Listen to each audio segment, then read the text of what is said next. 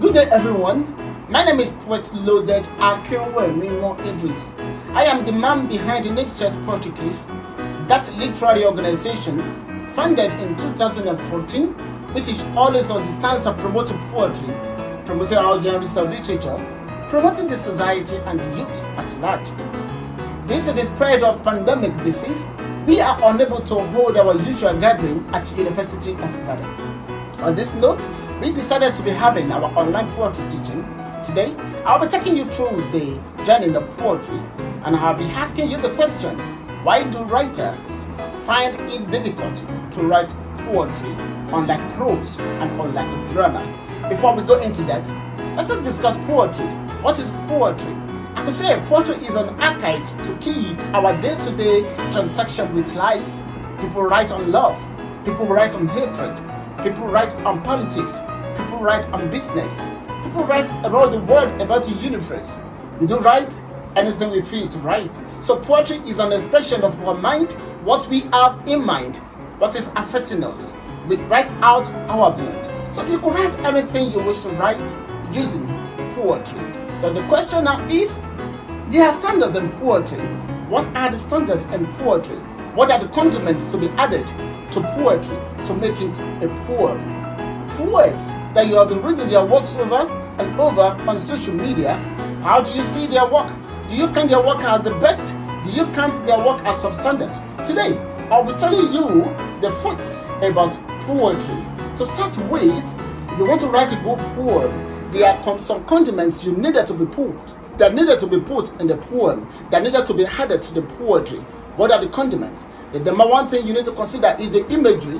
When you're writing your poem, you need to create a kind of mental picture for your readers, so that when they are reading your work, they will feel as if they are there with you as you are writing the poem. Secondly, you need to consider your diction.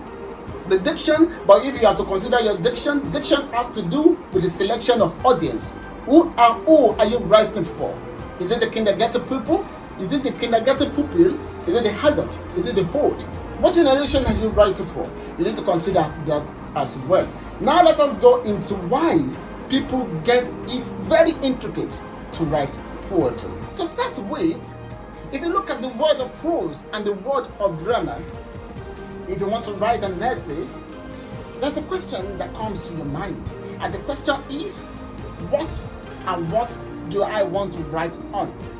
For you to get an answer to that, it depends on the school of thought you belong to.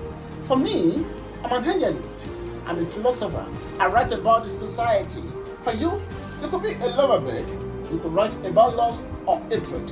For some people, they write on freedom. So it depends on your school of thought, your stream of thought that you belong to, that will determine what and what to write. Now you have gotten what and what to write. Now, how do you want to write?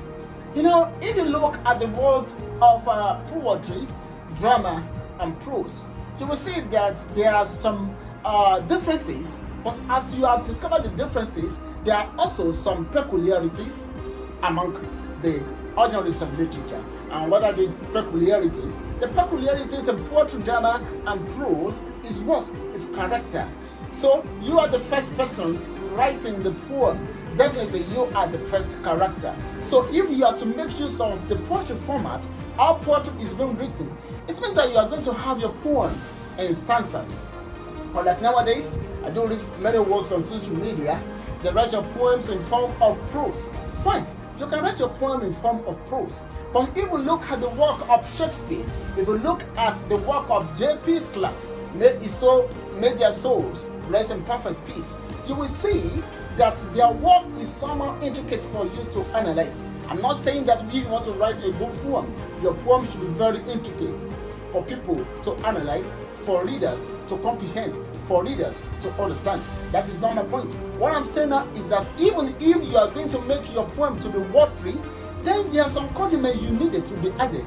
Because if you are reading a prose is a kind of genre of literature that is written in form of a watery format, whereby description upon description, description upon description. But no matter how watery, how prose is being written, if you look at it, you will see the diction, the kind of languages that being used in the prose. So in poetry as well, if you want to write a poem, even if your poem is going to be watery, you needed to be adding a kind of condiment to it. And one of the condiments that I've mentioned so far is imagery, the diction, and all literary devices.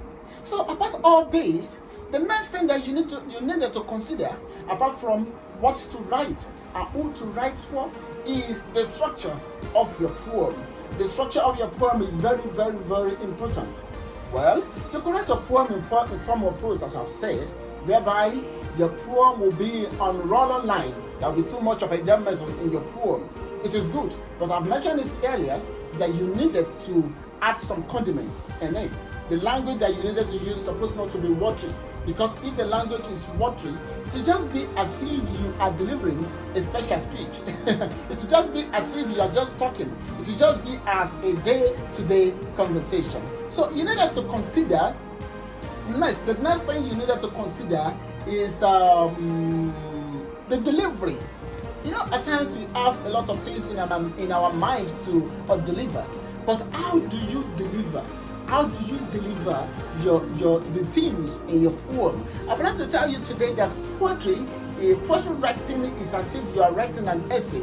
An essay, you have the introduction. An essay, you have the middle, the body of the message, the body of the essay, and you have the conclusive part as well. So in poetry as well, you need to have a kind of introduction, the body, and the conclusion. And the introduction is just an exposition to what you are writing on, and the body of the poem are the themes, are the points that you are going to make to analyze in the poem, and the conclusion is your take on the theme that you have discussed.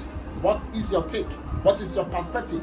What is your point of view on the theme that you have discussed? At the conclusive part of your poem, we do have a kind of solution to the problems that you have raised as well. You know, in drama, we have conflict, and we have denouement. So in poetry as well, after you have raised some points in the body of the poem, the conclusive part of your poem should be a kind of denouement as a solution to the problems that you have analyzed so far. But if we try to turn the question on other way around, you will see that people don't find poetry very difficult to write. People write, and write. Meanwhile, we have some people that before they pen down what is in their minds, they find it difficult. Why do they find it difficult? It's because they have read. They have read a lot of work of great poets. And if they have not read a work of great poets, they have been told what poetry is all about. They have been told what to put in place to make your poem a better one. So on this note, if you are writing your poem, poetry is not just about writing, you pick your pen, you write millions of words in your mind at once, and then you call it a poem. It's not a poem because your poem needed to be worked on very, very well. Because if you are writing a prose, you can't tell me that you will write a whole story within some minutes, and you say you have written a story. You still needed some works to be done on the work. So in every work of art, apart from inspiration that we do talk about, let me tell you, there are some times that you control your inspiration. After your inspiration has given you the thing to write on, after you have penned down your work, then you need a kind of edition. You edit your work to make it in line with the format of poetry. On this note, how to write poetry, the condiments to add to poetry, to make it a better poetry, will be discussed in our subsequent video. I just wanted you to subscribe to our channel. If you want to subscribe to our channel on Facebook, just search Nibstears Poetry Cave, and on Instagram, Nibstears Poetry Cave. On YouTube as well, you can subscribe to our channel for you to be notified of any of our videos on poetry teaching.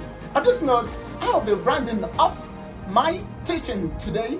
Remember, this initiative is being brought to you by Nibstears Poetry Cave, and I remain myself. My name is Loaded Akinwemimo Idris. See you some other time as you will be meeting my colleague on some other topics in literature. Thank you so much. Bye-bye.